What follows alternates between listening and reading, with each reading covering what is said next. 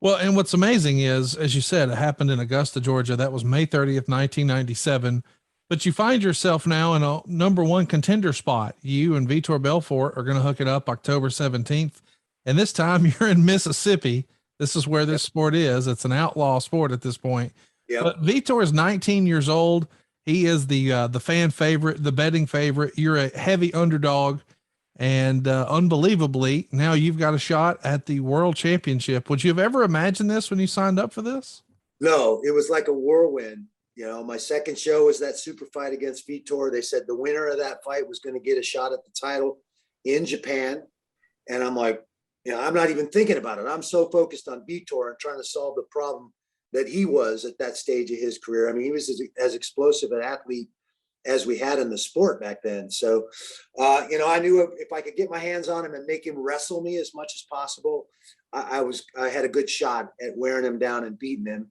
But the problem was getting through those hands. He was blowing through everybody with that left, right, jab, cross combination. Hands. A lot of guys standing in front of him, and he was just blasting through them.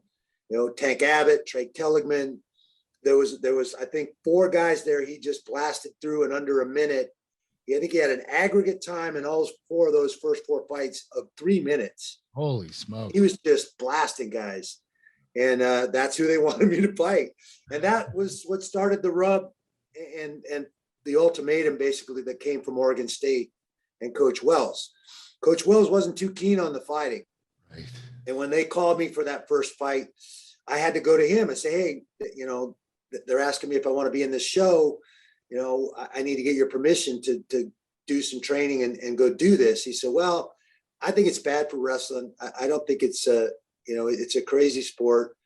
I don't really want you to do it, but if you run it by the athletic director and he gives it his stamp of approval, you can do it. And so I went to Dutch Bachman at Oregon State, talked to him. I said, hey, this is the deal. He loved it. He went crazy. He was like, really? Oh my God, if I was younger, I would do this. And so obviously I got the stamp of approval, but Coach Wells still wasn't really keen on it. So, you know, I won that first tournament. That put me in the fight with Belfort that next fall. So I had to get some training in and learn about some boxing in a big hurry. And I was training with Rico Chiapparelli at that time with Raw, Real American Wrestling. And I knew I had to get a boxing coach or this kid was going to blast through me like he was everybody else.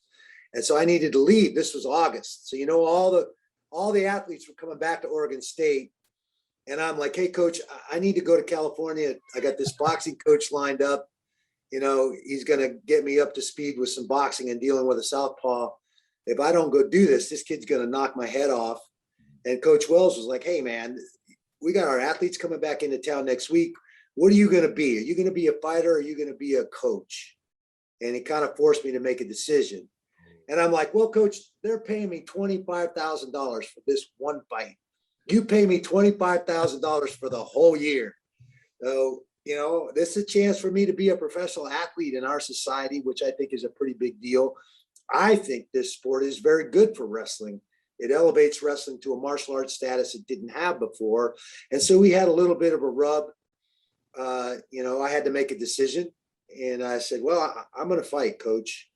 So he kept me on as an assistant strength coach for the rest of that season, while he opened up the position as the assistant coach for a new guy.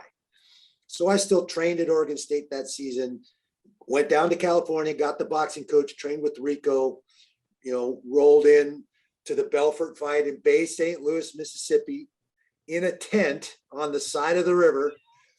And, you know, the rest is history. I think everybody thought I was going to get my butt whooped, and it just didn't go that way. I knew if I could get my hands on him, I can make him work harder than he wanted to work. And that's basically how it unfolded. Even my mom, who thought I was crazy for doing this, and I told her exactly what the game plan was and what we were going to do.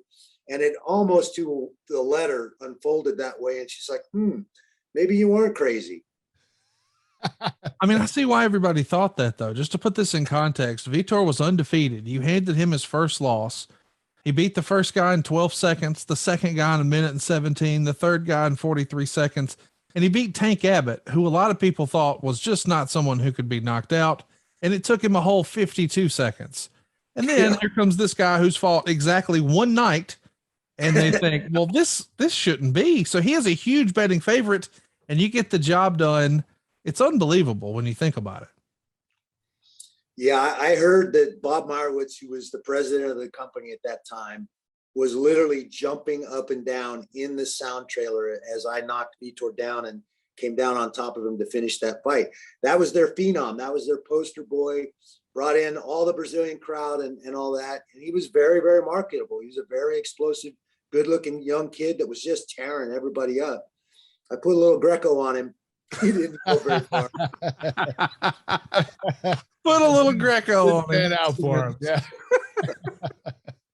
Hey, Randy, it took you 21 minutes against Maurice Smith, but on December 21st, just 7 months after debuting in the UFC, you become the heavyweight champion. Your rookie year in MMA was a lot like mine in WWF, but I want to ask you, how big a deal was it to become the champion?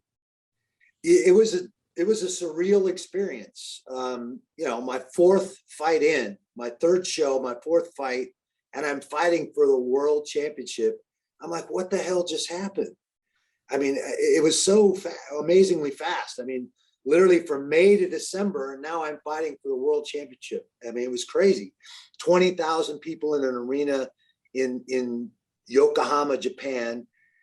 You could hear a pin drop in there. They're so quiet. It was unnerving. Unfortunately, I could hear my wife over the entire stadium screaming, but she was the only one screaming. It was a surreal experience. I knew I had my hands full with Mo. Maurice Smith was a very, very tough kickboxer and competitor. We saw him dismantle Mark Coleman to win the title. So he definitely, I'd never had anybody kick me. So I knew he was going to try to kick me and stay out at that kicking range and really frustrate me and make it hard for me to get my hands on him. So I keyed on and trained on every time he picked his foot up, I was going to change levels and penetrate. And sure enough, the first time he kicked me, I changed levels, penetrated, got to him, put him on the ground. And back then it was a 15-minute straight round. Okay. And then if you didn't settle it, there were 2 3-minute overtimes. So a total of 21 minutes. And we didn't settle it in the first 15, but he spent the entire 15 on his back. He could not get up, from underneath of me. I wore long biker short, bike tights, because I knew he was going to try to kick me in my legs, and I didn't want the judges to be able to see any bruises or anything and send that message to him, like, oh, look at the damage. Yeah. And so I wore these long, Lycra tights, and that allowed him to lock down on my legs in this half guard that he used, that he learned from Kosaka. So there was I was literally a little backfire on you.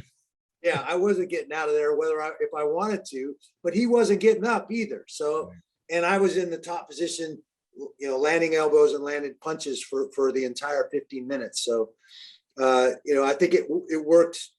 It worked against both of us that I was wearing those tights. But, at the end of the day, I won the fight, and there I was standing there with a belt, a world championship belt. It was just so weird. In 7 months, it only took you 7 months. You started a career and you became the world champion in 7 months. Yeah, it was insane. It was really crazy.